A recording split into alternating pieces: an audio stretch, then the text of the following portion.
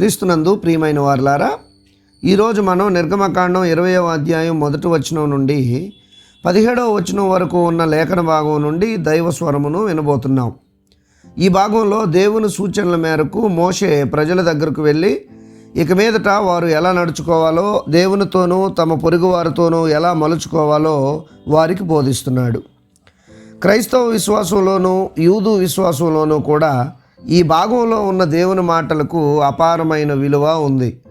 యూదు సాంప్రదాయంలో వీటిని 10 words అని పిలుస్తారు.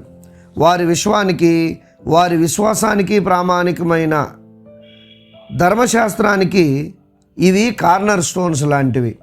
క్రైస్తవులమైన మనం కూడా యూదులు ఇచ్చినంతటి సమప్రాధాన్యతను వీటికి ఇస్తూ 10 commandments అని పిలుచుకుంటూ ఉన్నాం. చిన్నతనంలోనే మన పిల్లలకు వీటిని బట్టి పట్టిస్తూ ఉన్నాం. మన గృహాలలోని ఏదో ఒక గోడకు వీటిని వేలాడదీసి ఎప్పటికప్పుడు మన శరీరాన్ని అద్దంలో చూసుకుని సరిచేసుకున్నట్లుగా మన ఆత్మీయ జీవితాలను ఈ ఆజ్ఞల వైపు చూసే మనం సరిచేసుకుంటూ ఉన్నాం. అయితే ఈ రాత్రి మనకు తెలిసినవే అయినా మరొక్కసారి అవలోహనం చేసుకోవడానికి అసలు దేవుడు ఈ ఆజ్ఞలను ఎందుకు ఇచ్చారు, ఎందుకు మనం ఈ ఆజ్ఞలకు అంత ప్రాధాన్యతను ఇవ్వాలి, అసలు ఏంటి ఈ ఆజ్ఞలు అనే బేసిక్ క్వశ్చన్స్ వేసుకుని వాటిని క్లుప్తంగా మనం దేవుని సముఖంలో ధ్యానం చేస్తూ జవాబులు వెతికే ప్రయత్నం చేద్దాం. ఆ క్రమంలో తప్పక దేవుని ఆత్మ మనలను వెలిగించి తీరుతాడని నేను నమ్ముతూ ఉన్నాను. మొట్టమొదటి ప్రశ్న, అసలు దేవుడు మనకెందుకు ఈ ఆజ్ఞలను ఇచ్చారు? చూడండి, మనమందరం ఫ్రీడమ్ని చాలా ఇష్టపడతాం. కానీ ఫ్రీడమ్ని కోరుకునే వారందరూ స్వేచ్ఛకు విచ్చలవిడితనానికి మధ్య తేడాను తప్పకుండా తెలుసుకోవాలి. ఐగుప్తు చెరలో ఉన్న ఇశ్రాయేలు ప్రజలు ఫ్రీడమ్ కోరుకున్నారు, తప్పులేదు. ఎందుకంటే ఆ ఐగుప్తు చెర తోడేళ్లతో సహజీవనంలాగా సాగింది వీళ్లకు. అందుకే దేవుడు చూశాడు, విన్నాడు, దిగివచ్చాడు, తన శక్తిని చూపించాడు. వారు కోరుకున్న ఫ్రీడమ్ వారికి ఇచ్చాడు. అయితే కొద్ది కాలంలోనే వారు ఫ్రీడమ్కి విచ్చలవిడితనానికి మధ్య తేడా తమకు అస్సలు తెలియదని నిరూపించుకున్నారు. అప్పటి వరకు ఐగుప్తు బాసుల బందీలుగా వారి వైఖరిలోని విచ్చలవిడితనాన్ని, విశృంఖలత్వాన్ని చూసిన ఈ ప్రజలు, ఓహో, బాసులంటే ఇలాగే ఉండాలన్నమాట అని నరనరాన జీర్ణించుకున్నారు. అందుకే ఇప్పుడు వారికి ఫ్రీడమ్ రాగానే వారు ఐగుప్తు బాసులలాగే బిహేవ్ చేస్తున్నారు. పాపం వాళ్ళకి నిజంగానే తెలియదు ఫ్రీడమ్ అంటే ఇదే కాబోలు అని. తినాలనుకున్నది తినడం, త్రాగాలనుకున్నది త్రాగడం, మాట్లాడాలనుకున్నదంతా మాట్లాడడం, చేయాలనుకున్నంత పాపము చేసేయడం. ఈ క్రమంలో నడిపించే నాయకులను, రక్షించిన దేవుణ్ణి కూడా లెక్క చేయకపోవడం, ఇదే ఫ్రీడమ్ అని వాళ్ళు అనుకుంటున్నారు. చూడండి, ఫ్రీడమ్ అంటే ఇది కాదు అని ఒకవేళ మోషేనో అహరోనో చెప్పబోతే వాళ్ళ మీద అందరూ కలిసి సనగడం, రాళ్లతో కొట్టి చంపాలని చూడడం, ఇది వాళ్ళు ప్రవర్తిస్తున్న తీరు. ఒకవేళ వాళ్ళను కానీ అలా విడిచిపెట్టేస్తే చారిత్రాత్మకమైన వారి స్వాతంత్ర్యం అర్థం లేనిదిగా అయిపోతుంది. స్వేచ్ఛ అంటే విచ్చలవిడితనమే అనుకుంటున్న వారిని అలా వదిలేస్తే ఒకప్పటి నోవా కాలంలోని ప్రజల కంటే, సొదొమ గొమొర్రా ప్రజల కంటే దారుణంగా వారు మారిపోతారు. అందుకే ఇప్పుడు దేవుడు వారికి freedom is to live life with life అనేది నేర్పిస్తున్నారు. ఎస్, జీవితంలో లైఫ్ లేకపోతే అది నిజమైన ఫ్రీడమ్ కాదు. సిఎస్ లూయిస్ ఇలా అంటారు, the last enjoy for ever the horrible freedom they have demanded అని. దేవుని నుండి తప్పిపోయిన వారు ఎన్నటికీ ఎంజాయ్ చేయడమే నిజమైన ఫ్రీడమ్ అనుకుంటారు. చాలా హారబుల్ ఫ్రీడమ్ని వారు డిమాండ్ చేశారు అని ఆయన అంటారు. అర్థం లేని అటువంటి ఫ్రీడమ్ని కాదు దేవుడు మనకి ఇవ్వాలి అని అనుకుంటున్నది. తినాలనుకున్నది తినడం, తాగాలనుకున్నంత త్రాగడం, మాట్లాడాలనుకున్నది ఏదైనా అవతల వారి మనోభావాలు పట్టించుకోకుండా మాట్లాడేయడం, మనసుకు నచ్చిన ప్రతి పాపం విచక్షణ మరచి చేసేయడం, ఇది ఎప్పటికీ నిజమైనటువంటి ఫ్రీడమ్ కాదు. అటువంటి ఫ్రీడంలో అపారమైన నష్టం ఉంటుంది. అందుకే దేవుడు మనకు ఆజ్ఞలను ఇస్తున్నారు. ఇది నేను ఎలా అర్థం చేసుకుంటున్నానంటే, దేవుడిచ్చిన ఈ ఆజ్ఞలు అనేవి ప్రవహించే కాలువకు ఇరువైపులా ఉండే బలమైన 2 కాలువ గట్లు లాంటివి. నీటి ప్రవాహం ఈ 2 గట్ల మధ్య అణిగిమణిగి ప్రవహించినప్పుడే ఆ నీరు పొలం తడపడమో లేక ప్రజల దాహం తీర్చడమో అన్న తన లక్ష్యాన్ని చేరుకోగలుగుతుంది. అలా కాకుండా గట్లు చీల్చుకుని విచ్చలవిడిగా ప్రవహిస్తే ఆ నీరు తన లక్ష్యాన్ని చేరుకోలేకపోగా అపారమైన నష్టాన్ని మనకు మిగుల్చుతుంది. సరిగ్గా ఇలాగే దేవుడిచ్చిన ఆజ్ఞలను ఏ వ్యక్తి అయితే అణిగిమణిగి అనుసరిస్తాడో ఆ వ్యక్తి తన లక్ష్యాలు చేరుకోగలుగుతాడు. విచ్చలవిడిగా నడిచిన వారు అర్ధంతరంగా తమ జీవితంలో నష్టాన్నే పొందుకుంటారు. అందుకే దేవుడు యెహోషువతో ఇలా చెప్పాడు. యెహోషువ 1వ అధ్యాయం 7వ వచనం 2వ భాగంలో, నీవు నడుచు ప్రతి మార్గమున చక్కగా ప్రవర్తించినట్లు నీవు ధర్మశాస్త్రం నుండి కుడికి కానీ ఎడమకు కానీ తొలగకూడదు అని. యెహోషువ ఆ మాట విన్నాడు, దేవుని ద్వారా దీవించబడ్డాడు. మనం కూడా నిజమైన స్వేచ్ఛ ఆజ్ఞలు పాటించడంలోనే ఉందని ఎప్పుడు గుర్తిస్తామో అప్పుడు యెహోషువ వలె మనం కూడా దీవించబడతాం. సరే, ఇప్పుడు 2వ ప్రశ్నలోనికి వెళ్దాం. ఏంటా 2వ ప్రశ్న? ఎందుకు ఈ ఆజ్ఞలకు మనం అంత ప్రాధాన్యత ఇవ్వాలి? ఇప్పటికే మనం చెప్పుకున్నాం, freedom is to live life with life. అందుకే ఆజ్ఞలకు ప్రాధాన్యతను మనం ఇవ్వాలి. అంతేకాకుండా 1, మన రక్షకుడైన యేసుక్రీస్తు ప్రభువు కూడా ఈ ఆజ్ఞలకు అత్యంత ప్రాధాన్యతను ఇచ్చారు కనుక మనము ప్రాధాన్యతను ఇవ్వాలి. ఆజ్ఞలన్నింటిలో ప్రధానమైన ఆజ్ఞ ఏది అని ఒక ధర్మశాస్త్రోపదేశకుడు ప్రభువును అడిగినప్పుడు 10 ఆజ్ఞల సారాన్ని 2 మాటల్లో మన ప్రభువు ఆయనకు చెప్పేశారు. ఏం చెప్పారు? Love your God, love your neighbour అని. దీన్ని మనం మత్తయి సువార్త 22వ అధ్యాయం 34వ వచనం నుండి 40వ వచనం వరకు గల భాగంలో స్పష్టంగా చూస్తాం. అలాగే ఒకరోజు ధనికుడైన ఒక యవనస్తుడు యేసుస్వామి దగ్గరకు వచ్చి, సత్పురుషుడా అని ఆయనను సంబోధించి, నిత్య జీవమునకు వారసుడగుటకు నేనేం చేయాలి అని అడిగినప్పుడు యేసయ్య తనతో లోక 18వ అధ్యాయం 20వ వచనంలో, ఆజ్ఞలను నీవు ఎరుగుదువు కదా, వాటిని పాటించు అని చెప్పారు. ప్రియ స్నేహితులారా, శాస్త్రికైనా ధనికుడికైనా అధికారికైనా లేక సామాన్యుడికైనా కూడా ఆ రోజు ఈరోజు ప్రభువు చెప్తున్నది ఏంటంటే, love your God, love your neighbour అని. ప్రియ స్నేహితులారా, నిజంగా మనకు క్రీస్తే ఆదర్శమైతే ఆయన మాటలు మనం పాటించి తీరాలి.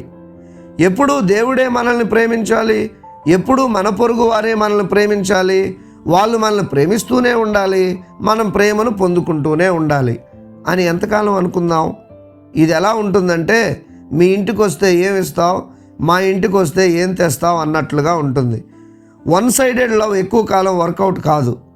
మన ప్రభువు ఈరోజు ఖచ్చితంగా అంటున్నారు, నువ్వు నిజంగా నిత్యజీవం పొందాలి అని అనుకుంటే ఇప్పుడైనా స్టార్ట్ చేయి నన్ను ప్రేమించడం, ఇప్పుడైనా స్టార్ట్ చేయి నువ్వు నీ పొరుగువాడిని ప్రేమించడం అని. మనకు ముందు తరం క్రైస్తవులు గుర్తించారు ఈ మాటలు. అందుకే వారు దేవుని ఆజ్ఞలకు ప్రాధాన్యతనిచ్చారు. దేవునికి నిజమైన సాక్షులుగా నేటి వరకు చరిత్రలో వారు నిలిచి ఉన్నారు. ముఖ్యంగా జాన్ వెస్లీ ఈ ఆజ్ఞల ప్రాధాన్యత చెప్తూ వీటిని 3 భాగాలుగా విభజించాడు. Do no harm, avoid every kind of evil. 2వది డూ గుడ్. 3వది stay in love with God అని. ప్రియ స్నేహితులారా, మనల్ని మనం ఇప్పుడు పరీక్షించుకుందాం. మనం ఎవరికైనా హాని చేస్తున్నామా, ఇంకా మనలో ఏమైనా ఈవిల్ ఉందా, అలాగే మనం మంచి చేస్తున్నామా లేదా అని. అలాగే దేవుని ప్రేమలో మనం నిజంగా నిలిచి ఉన్నామా లేదా అని. ఒకవేళ ఎక్కడ లోపం ఉందని మనకు అనిపించినా, దేవా నన్నిప్పుడు నీవానిగా మార్చుకో, నిన్ను ప్రేమించేవానిగా, నా పొరుగువారిని ప్రేమించేవారిగా, ఎవరికి హాని చేయని వారిగా, ఏ ఈవిల్ లేని వానిగా, ఇతరులకు మంచి చేసేవానిగా, కడవరకు నీ ప్రేమలో నిలిచి ఉండేవానిగా నన్ను మార్చుదేవా అని మనం ప్రార్థిద్దాం. అలా ప్రార్థించి ఆజ్ఞలకు ప్రాధాన్యత ఇచ్చేవారుగా మారినప్పుడే మనం నిత్య జీవం పొందుకోగలుగుతాం. అలా ప్రార్థించి ఆజ్ఞలకు ప్రాధాన్యత ఇచ్చేవారుగా మారినప్పుడే మనం నిజమైన క్రీస్తు సాక్షులుగా మారగలుగుతాం. సరే, మనం 3వ ప్రశ్నలోనికి వద్దాం. ఏంటది? అసలేంటి ఈ ఆజ్ఞలు అన్నదే 3వ ప్రశ్న. ఈ మొత్తం 10 ఆజ్ఞలను 2 భాగాలుగా విభజించి ఇక్కడ మోషే ప్రజలకు వివరించాడు. ఈ 2 విభాగాలు మనిషి నడకకు అవసరమయ్యే 2 కళ్ళ లాంటివి. కళ్ళు లేకుండా నడిచే నడక ఎంత కష్టసాధ్యమో, ఒంటి కన్ను నడక ఎంత ప్రమాదమో, అలాగే ఒక విభాగం ఆజ్ఞలనే పాటించినా, అసలు ఆజ్ఞలనే పాటించకపోయినా మనకు అంత నష్టం, అంత ప్రమాదం. మొదటి విభాగంలో 4 ఆజ్ఞలు ఉన్నాయి. నేను తప్ప వేరొక దేవుడు నీకు ఉండకూడదు, విగ్రహారాధన చేయకూడదు, దేవుని నామాన్ని వ్యర్థంగా ఉచ్చరింపకూడదు, విశ్రాంతి దినాన్ని పరిశుద్ధంగా ఆచరించాలి. ఈ 4 ఆజ్ఞలు దేవుని పట్ల మనిషి చూపించాల్సిన అటెన్షన్కు సంబంధించినవి. నేను ఇప్పుడు ఎక్కువగా వీటిని గురించి వివరించాలని అనుకోవడం లేదు, కానీ ఒకసారి మీరు అద్దంలో ముఖం చూసుకున్నట్లుగా మీ ఆత్మీయ జీవితాలలో దేవుని పట్ల మీ అటెన్షన్ ఎలా ఉందో ఈ 4 ఆజ్ఞలలో మీరు కొలత వేసుకుని మాత్రం చూసుకోవాలని మిమ్మల్ని అర్థిస్తూ ఉన్నాను. నిజంగా ఇప్పుడు మనకు దేవుడు ఒక్కడేనా? మన ధనం, మన కడుపు, మన సంపదలే మనకు దేవుడిగా మనం బ్రతకడం లేదు? నిజంగా విగ్రహారాధన మనం చేయడం లేదా? ధనం, బంగారం, ఆస్తిపాస్తులు, ఘనతలు, వీటన్నింటికీ మన హృదయంలో మనం గుడి కట్టలేదు? ఒకసారి ఆలోచించండి. దేవుని నామం వ్యర్థంగా దినదినము నేటి క్రైస్తవ సంఘం ఉచ్చరించడం లేదు. ఎంతమంది దేవుణ్ణి ఈరోజు వ్యాపారం చేసేశారో ఒక్కసారి ఆలోచించండి. అంతేకాదు, నిజంగా మనం విశ్రాంతి దినాన్ని పరిశుద్ధంగా ఆచరిస్తున్నామా? ఆలోచించండి. మన పనుల్లో పడిపోయి ఆదివారాన్ని మనం ఎంతగా అవమానిస్తున్నామో. ప్రియ స్నేహితులారా, దేవునికి విరోధంగా పరుగులు పెట్టి మనం ఏం సాధించలేం. ఇన్ని చేసేసి ఇప్పుడు గురిగింజలలాగా మనం అంటున్నాం ఏమనంటే, అయ్యో ఎప్పుడు మంచివారికేనా ఇన్ని కష్టాలు అని. నో, నేటి క్రైస్తవ సంఘంలోని చాలామంది విశ్వాసులు, కాపరులు కూడా యోనా వలె నేనే కారణం అని గుర్తించి మార్పు చెందనిదే, దేవా నువ్వేం చేస్తున్నావయ్యా అని కష్టాలు, శ్రమలు ఎదురైనప్పుడు అడిగే కనీస అర్హత కూడా మనకు లేదేమో అని నేను అనుకుంటున్నాను. అలాగే 2వ విభాగం ఆజ్ఞలలో 6 ఆజ్ఞలు ఉన్నాయి. ఇవి సాటి మనిషి పట్ల మన రెస్పాన్సిబిలిటీని మనకు బోధించేటువంటి ఆజ్ఞలు. వీటి విషయంలో కూడా మనం ఎలా ఉన్నామో నిజాయితీగా పరిశీలించుకుందాం. నిజంగా తల్లిదండ్రులు నేటి సమాజంలో సన్మానం తర్వాత కనీసం గౌరవింపబడుతున్నారా? నేడు తల్లిదండ్రుల పాడె మోసేవారు కూడా పిల్లలు కాదు, కూలీలే. అవునా కాదా? దయచేసి మీరు ఒక్కసారి ఆలోచించండి. నరహత్యలు దినదినము జరుగుతున్నాయి. ప్రాణం త్రుంచడమే కాదు, నీకు అవకాశం ఉంది కదా అని నీకంటే దిగువ వాడిని మానసిక క్షోభకు గురి చేయడం కూడా హత్యే.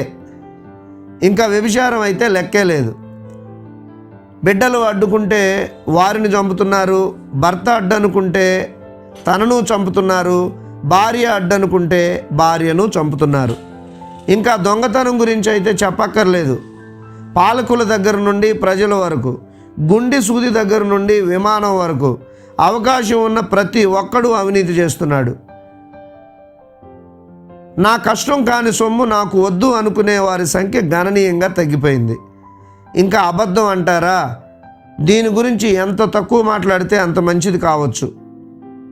ఎక్కడున్నావురా అంటే థియేటర్లో ఉండి, ఇదిగో నాన్న ఇక్కడే ఉన్నాను లైబ్రరీలో అని చెప్పే కొడుకు దగ్గర నుండి, దేశంలో ఎంతోమంది పేదరికంలో ఉండడం నన్ను చాలా బాధిస్తోంది, దేశంలో ఆడబిడ్డల మీద దాడులు జరగడం నన్ను ఎంతో వేదనకి గురి చేస్తోంది అంటూ ఏడ్చే దేశ ప్రధాని వరకు అందరూ అబద్ధాల కోరులే.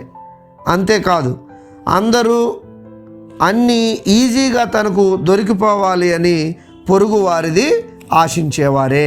ప్రియులారా, ఇప్పుడు చెప్పండి, దేవుడు ఏం చేయాలో? మనిషి కాలవ గట్టుల మధ్య తనకివ్వబడ్డ స్వేచ్ఛను వాడుకోవడం రాక విచలవిడితనంతో గట్లు తెంచుకుని విశృంఖలంగా ప్రవర్తిస్తుంటే దేవుడు మరలా పార గుణపం తీసుకుని గట్లు వేస్తూ ఉన్నాడు. వేయనివ్వండి. ఈ క్రమంలో మనకు కొంత బాధ ఉంటుంది, ఉండనివ్వండి. ఇదంతా మన మంచి కోసమే. కష్టాలు ఎదురైనప్పుడు, శ్రమలు ఎదురైనప్పుడు మనం ఇలాగే ఆలోచించాలి. ప్రియ స్నేహితులారా, ఇటువంటప్పుడు మనం కొంచెం మారదాం. ఫ్రీడమ్ అంటే విచ్చలవిడితనం కాదు. ఫ్రీడమ్ అంటే విశృంఖలంగా ప్రవర్తించడం కాదు అని మనం గుర్తిద్దాం. మరలా మనం ఈ ఆజ్ఞలన్నింటినీ మన హృదయానికి మేకులతో కొట్టి పటిష్టంగా అతికించుకుందాం. మీ ఆజ్ఞల మార్గంలో నడుచుకుంటాం దేవా అని మనం తీర్మానం చేసుకుని తలలో వంచి మౌనంగా ఇదిగో చిన్న ప్రార్థన చేద్దాం. దేవుడు మనలను దీవించునుగాక. ఆమేన్. సర్వోన్నతుడైన మా దేవా, మీరు మాకు అనుగ్రహించిన ఈ సుబోధన బట్టి మీకు కృతజ్ఞతలు. మీ వాక్యం మమ్మల్ని నడిపించేటువంటి మార్గంలో నడవగలిగేటువంటి ధన్యత ఎల్లప్పుడూ మాకు దయచేయండి. మా సంఘ బిడ్డలందరినీ మీరు దీవించండి. ఎవరి అక్కర ఏదో, ఎవరి ఆవేదన, ఎవరి అంతరంగంలోని బాధ ఏదో ఎరిగిన వారు మీరు మాత్రమే. వారి జీవితంలోకి మీరు చొచ్చుకు వెళ్ళండి, మీరు జోక్యం చేసుకోండి. వారి వారి జీవితాలలో ఉన్న అంగలార్పును మీరే దూరం చేయండి. దయగల మా తండ్రి, ఈరోజు వారి వారి కార్యాలయాలకు వెళ్ళి వారి విధులకు హాజరై అందరూ మరలా క్షేమంగా గృహాలకు తిరిగి రావడానికి సహాయం చేయండి. యేసు నామమున ప్రార్థిస్తూ ఉన్నాము తండ్రి. ఆమెన్. మన ప్రభు అయిన యేసుక్రీస్తు కృప, తండ్రి అయిన దేవుని ప్రేమ, పరిశుద్ధాత్మ యొక్క నిత్య అన్యోన్య సహవాసం ప్రభు బిడ్డలమైన మనకెల్లరకు సదా తోడై ఉండును గాక. ఆమెన్.